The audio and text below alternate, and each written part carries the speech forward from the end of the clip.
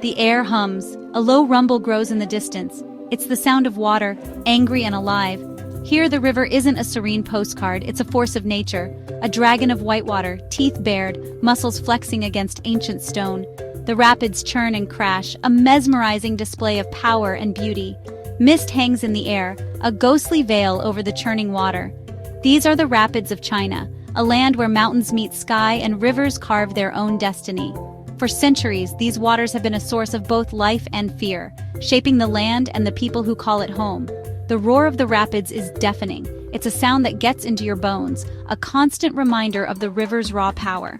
But there's also a strange kind of music to it, a wild, untamed symphony that speaks of a time before man and his machines. This is a place where nature still reigns supreme. Life here revolves around the river. It dictates the rhythm of the day, the ebb and flow of work and rest. Villages cling to the riverbanks, perched precariously on narrow strips of land. Houses, some wooden, some carved into the rock itself, seem to grow organically from the landscape.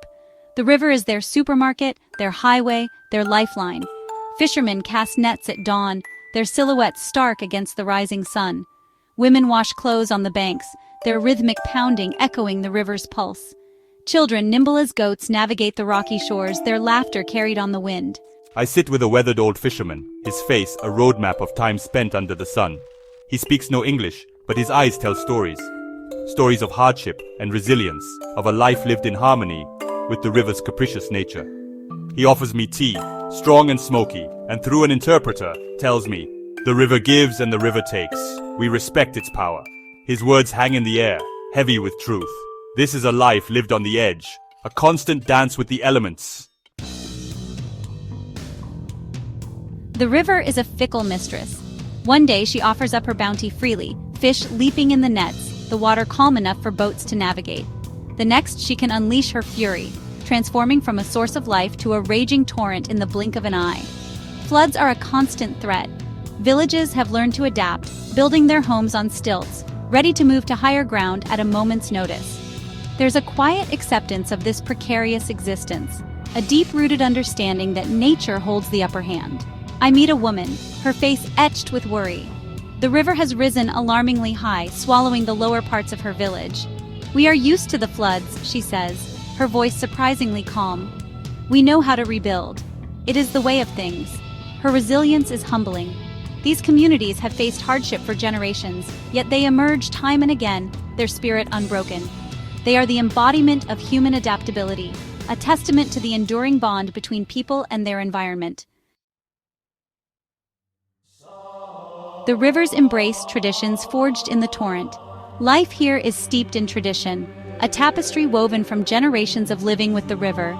Ancient rituals and beliefs are passed down through stories and songs, a way of making sense of the world and their place within it. There are festivals celebrating the river's bounty, offerings made to appease the water spirits. The people here have a deep respect for the natural world, a reverence that borders on the spiritual. They understand that they are not separate from nature, but rather an intrinsic part of its intricate web. The melody of a traditional Chinese flute drifts through the air, haunting and beautiful. It's a sound that seems to emanate from the river itself, a lament for lives lost and a celebration of lives lived in the face of adversity.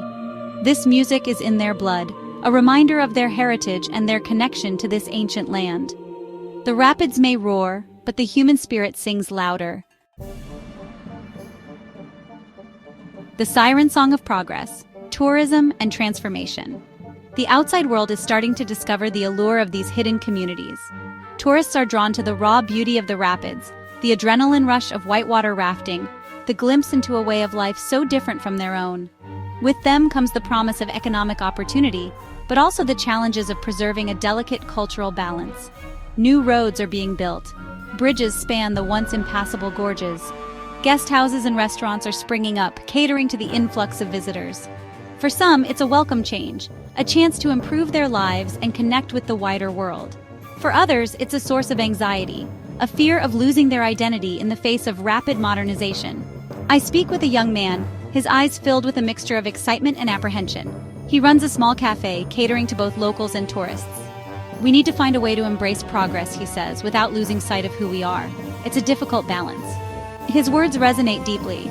The challenge for these communities is to find a way to navigate the currents of change without being swept away by them, to harness the economic benefits of tourism without sacrificing their cultural soul. The unyielding spirit, adapting to the currents of change. What strikes me most about these communities is their resilience. They are masters of adaptation, their lives a testament to the human capacity for innovation and survival. They have weathered countless storms, both literal and metaphorical, and emerged stronger for it. The younger generation, raised with one foot in the traditional world and the other in the modern, are finding creative ways to bridge the gap. They are starting businesses that cater to tourists while also preserving their cultural heritage. They are using technology to connect with the outside world while also documenting and sharing their own stories. There's a palpable energy here, a sense of optimism tempered with a healthy dose of pragmatism. These young people are the future of their communities. They carry the weight of tradition on their shoulders, but they also hold the key to navigating the challenges of the 21st century. The rapids may test them, but they will adapt, evolve, and find a way to thrive. A generation at crossroads tradition versus the allure of the city. The pull of the city is strong, especially for the younger generation. The allure of bright lights, job opportunities, and a different way of life is hard to resist. Many young people leave their villages in search of a better future, torn between their love for their homeland and the desire for something more. This exodus poses a significant challenge. As the older generation passes on, who will carry on the traditions? Who will tend to the land, navigate the rapids, and keep the stories alive? The survival of these communities depends on finding a way to make life on the edge of the rapids sustainable and appealing for future generations. It's a delicate balancing act, preserving the past while embracing the future, maintaining a connection to their roots while forging new paths. The answer, as with most things in life, lies somewhere in the middle.